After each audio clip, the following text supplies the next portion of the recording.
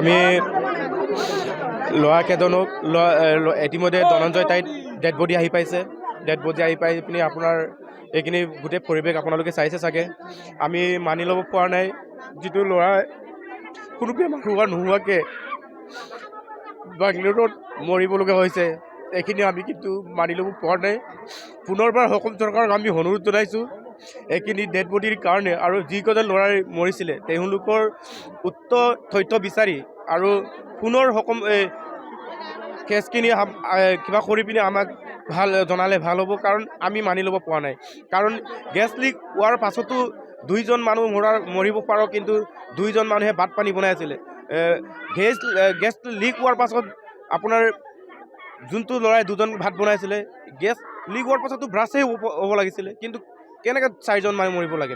এইখিনি আমি সম্পূৰ্ণ এইটো বিশ্বাস কৰিব পৰা নাই, আৰু গতিকে অসম চৰকাৰক বিনম্ৰ অনুৰোধ জনাইছোঁ এই কেছটো লৈ তদন্ত কৰিব লাগে, আৰু লাগিলে আমি উচ্চ ন্যায়ালয়ত আমি যাম, আৰু উচ্চ ন্যায়ালয়ত আমি এইখিনি কেছ পুনৰবাৰ আমি তদন্ত কৰিবলৈ আমি আহ্বান জনাম।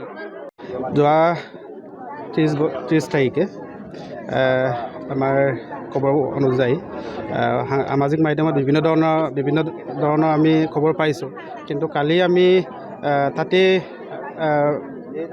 থকা আমাৰ TMPK লগতে বেংগালুৰু মিচিং ছ'চাইটি তেওঁলোকৰ পৰা জনামতে তাতে যিখিনি ৰিপৰ্ট আহিছে, কোনো ধৰণৰ তেতিয়া তাত আপোনাৰ গেছ ব্লাষ্ট বা তেনেকৈ গেছৰ প্ৰব্লেম নাই, প্ৰথম কথা। আৰু তাত যিখিনি ৰিপৰ্ট আহিছে আমাক জনোৱা মতে তাত কি হৈছে, কেমিকেল ৰিয়েকশ্যন বুলি কৈছে।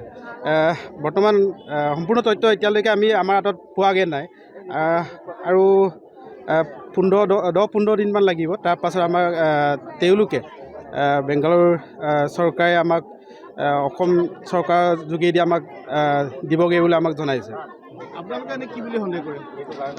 আমি এতিয়া চাওক, আমি সন্দেহ কৰা পৰিয়ালবৰ্গ হৈ আমি বিভিন্ন ধৰণৰ আমি সন্দেহ কৰিব পাৰোঁ, কিন্তু আমি সঁচা তথ্য যদি জানিবলৈ হ'লে তাত তথ্যখিনি আমি নোপোৱালৈকে আমি ক'ব এতিয়া নোৱাৰোঁ।